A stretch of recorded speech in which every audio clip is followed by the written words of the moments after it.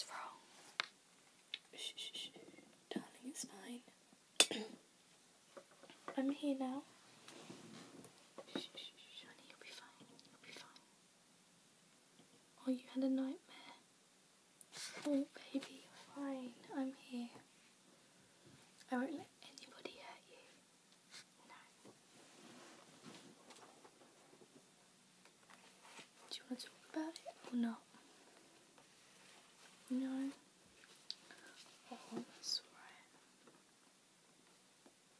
Oh, baby, a monster? There's no monsters in here. Remember the film Monsters Inc? See? None of them are scary anymore, are they? They want to make you laugh and tickle you. Yeah. How about I read you a story? Yeah? Well, we have Fool's Gold, Pooh's Grand Adventure, Beauty and the Beast, The Enchanted Christmas, The Aristocats, The Lion King, The Tigger Movie, or Winnie the Pooh and a Day for Eeyore. The Lion King first. Of course you can. Yeah. Oh, doesn't he look cute? I think he's adorable. Little you. There's me with my ginger hair. And there's you, my little lion cub. Shall I get started?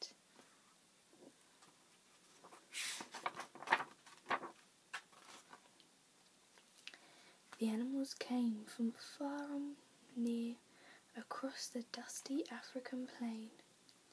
They came on padding paws and pounding hooves and flapping wings. Each beast, from the tiniest ant to the largest elephant, made its way to Pride Rock, for that was the home of the Lion King. And this was a special day in the Pride Lands. Today, Simba, the firstborn cub of King Mufasa and Queen Sarabi, I'm going to keep saying that wrong, I always do, don't I, would join the great circle of life. The animals took their places and bowed to King Mufasa. Then Rafiki, the wise baboon, stood at the edge of Pride Rock and held up the little cub for all to see. A great cry rose from all the animals. The elephants trumpeted and the zebras whinnied, and the birds sang for joy at the sight of Simba, the future Lion King. But one animal did not join in the joyous ceremony. Scar, the king's jealous brother, stayed in his den. Later, Scar just laughed when the king's advisor, Zazu, the hornbill, criticised him. Then the evil lion popped the bird into his mouth. Scar would have eaten Zazu if Mufasa didn't come along just in time. Zazu wiped off his feathers and scolded, "As the king's brother, you should have been first in line at Simba's ceremony." Scar's green eyes glimmered. "I was first in line until the little hairball was born. That hairball is my son, and your future king," Mufasa growled. Scar slinked away. "Don't turn your back on me," Mufasa warned. Scar looked back over his shoulder, his eyes narrowed. "Perhaps you shouldn't turn your back on me." Enjoying it? You've heard the story thousands of times. You don't need to stay awake. You can fall asleep. You will fall asleep, I will make you.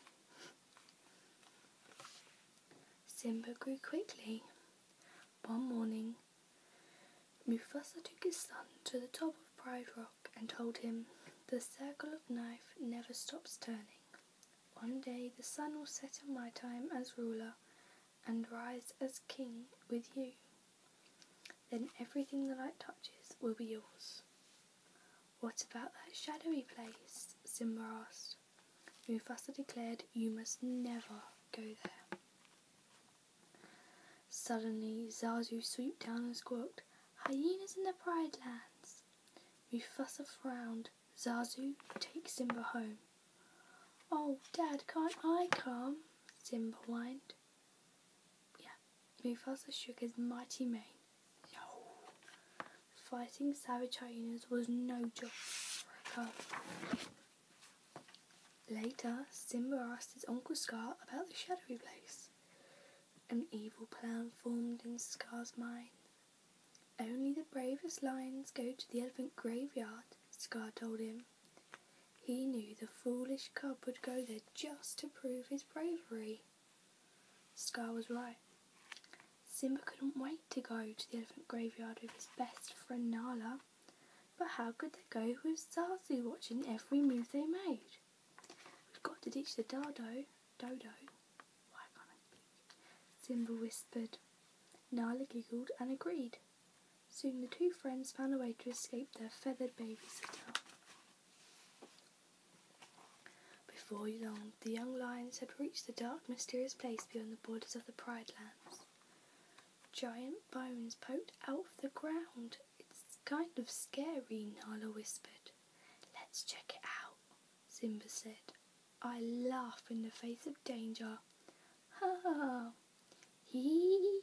crackled 3 mean hyenas, Shenzi, Banzai and Ed. "Look, boys, a king fit for a meal," Shenzi sniggered. The cubs ran around, but soon found themselves cornered. Simba stepped bravely in front of Nala and tried to roar. "Roar, roar." The hyenas laughed and jeered. Simba opened his mouth to try again. This time, the elephant bones rattled with a thunderous roar. The hyenas were confused, and so was Simba, until Mufasa sprang into view. The mighty lion chased away the hyenas. Zazu had seen the cubs in trouble and flown for help. Mufasa told Zazu to take Nala home. Then he scolded Simba for disobeying him. "See, I'm tired. You go to sleep." "Oh, Dad, I was just trying to be brave like you," Simba explained. Mufasa sighed. "Being brave doesn't mean you have to go looking for trouble, Simba. A good king is wise as well as brave." Simba suddenly felt very small. "We'll always be together, right, Dad?" Mufasa looked up at the starry sky and said. He didn't yawn. "The great kings of the past looked down on us from those stars. So whenever you feel alone, just remember that all those kings will always be there to guide you, and so will I." Later, Scar met with the hungry hyenas. "I practically gave those cubs to you," he complained. "They weren't exactly alone," Shenzi whined. But Scar had another plan that would allow him to become king. "Stick with me and you'll never go hungry again," he promised. The hyenas danced and cheered. The next morning, Scar took Simba to the bottom of a rocky canyon. "Now wait here," he ordered. "Your father has a big surprise for you." "Will I like the surprise?" Simba asked. Scar smiled slyly. "Oh, it's to die for," he said, as he walked away. Then he gave a signal to hyenas waiting on the canyon ridge. The hyenas knew what to do. They chased a huge herd of wildebeests down the canyon. Simba felt the earth shake. He heard the clattering of thousands of hooves. Then he saw the wildebeest heading straight for him. Simba managed to climb a dead tree and cling to a branch. "Help!" he shouted. Help was on its way, for Scar had found his brother, Mufasa. "Simba's trapped in a stampede," Scar cried.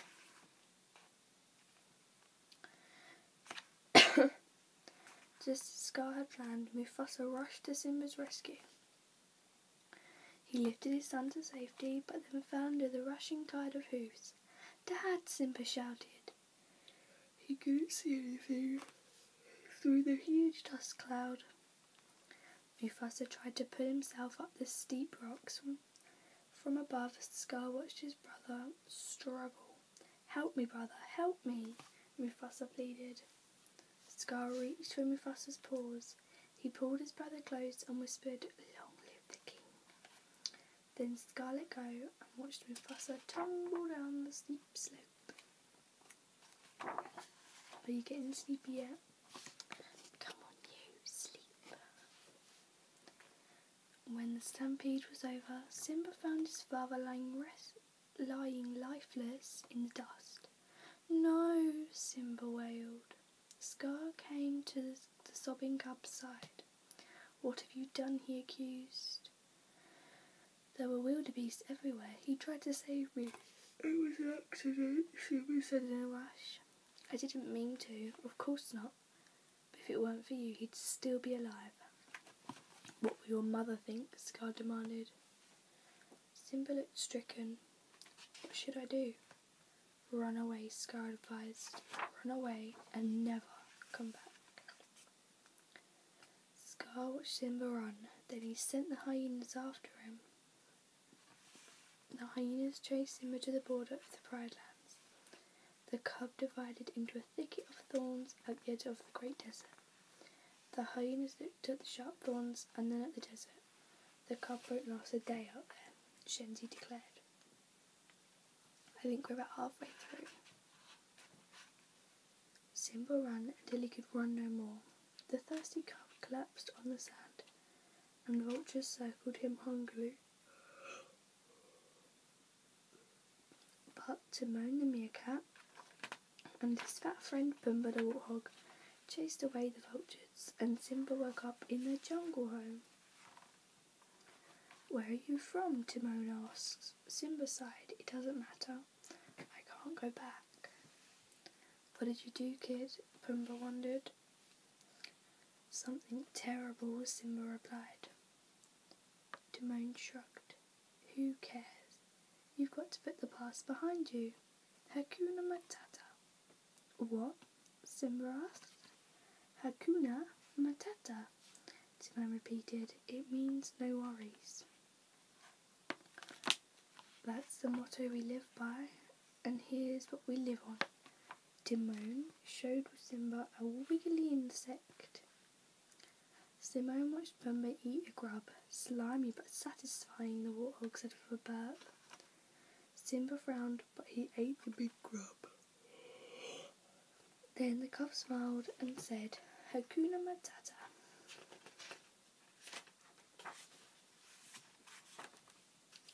In the months that followed, Simba ate many, many grubs and grew into a full-sized lion.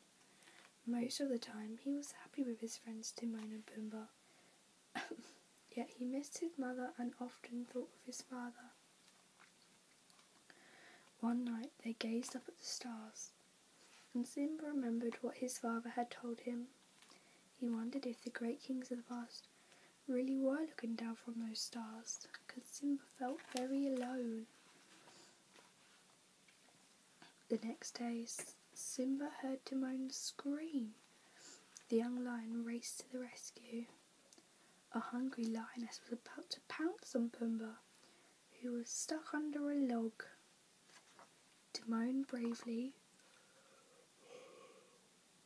was trying to protect him. Simba gave a mighty roar and leapt at the lioness. But just as they began to fight, Simba recognised his old friend. "Nala," he gasped in disbelief.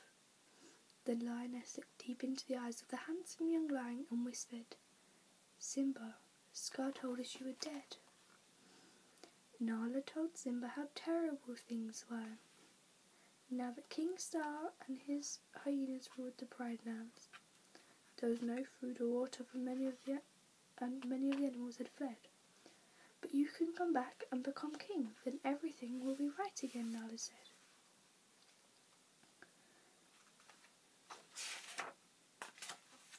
But that night Rafiki the baboon came to Simba and promised to bring him to his father. When Simba looked up at the stars, he heard a familiar voice. Oh dear, sorry. Simba, his father asked, "Have you forgotten me?" Simba gasped, "No, how could I?" "You have forgotten who you are, and so have forgotten me," the ghostly voice continued. "Look inside yourself, Simba. You are more than what you have become. You must take your place in the circle of life." Simba knew his father was right. His friends returned with him to the Pride Lands. Back at Pride Rock, King Scar was angry with Sarabi for not finding food. Suddenly, Scar heard a great roar. He couldn't believe his eyes. "Mufasa, it can't be, you're dead." But Sarabi recognised her son. "Simba," she said softly. "I've come to take my place as king," Simba roared.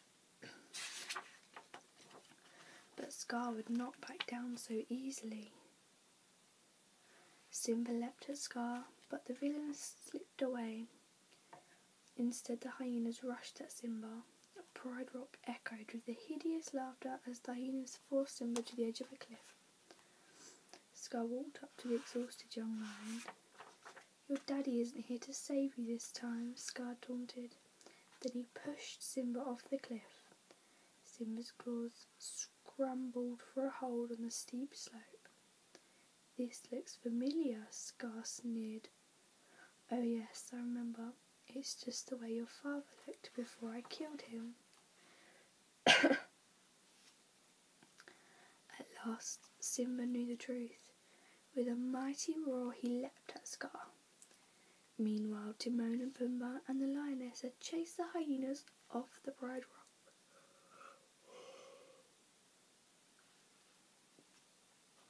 When Simba sent Scar flying over the cliff, the villain landed in the mob of hungry hyenas. "Hee!" they crackled cruelly. Finally, they had a meal fit for a king, or a king fit for a meal. Simba thanked his friends.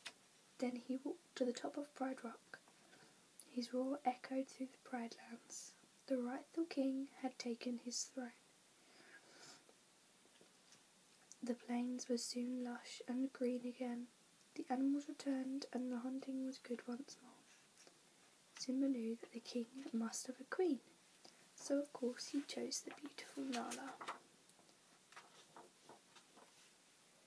Before long, the animals came again from far and near across the dusty African plain. This time they came to greet the firstborn cub of King Simba and Queen Nala. When Rafiki stood at the edge of Pride Rock and held up the cub for all to see, the elephants trumpeted and the zebra whinnied, for the joy of future Lion King joined the great circle of life. Here you go. There's a new little cub. He's not actually aged, has he? So are you ready for bed yet? And then I'll just have to lull you to sleep.